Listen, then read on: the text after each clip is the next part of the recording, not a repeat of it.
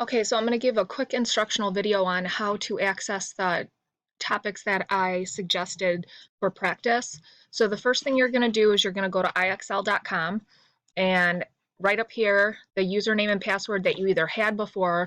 Those of you that have used this, you probably aren't even watching this, but those of you that have no idea how to use it, the username and password that I provided you.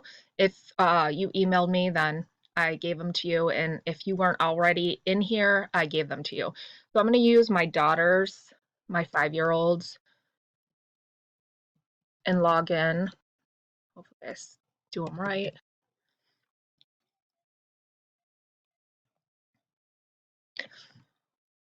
All right, so right here is the topics that I suggested. Now, if you logged in yesterday, you had a lot more topics because I just added you guys into the pre-calc, and all the ones from last trimester were also selected for you, but you guys only have 2 right now.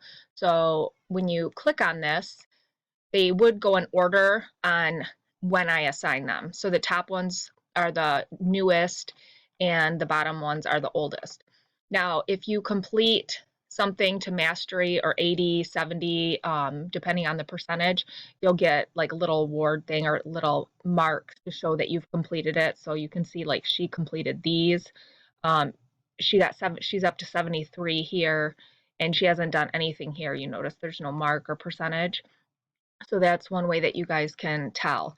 So after that, basically you just click and start doing the problems. Now this is your score. If you get incorrect ones, then your score will go down. As you get them correct, your score will go up.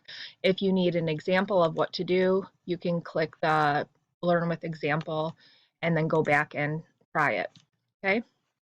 Hopefully this helps. If you have more questions on how to use IXL, just email me or message me in Google Classroom. Thanks.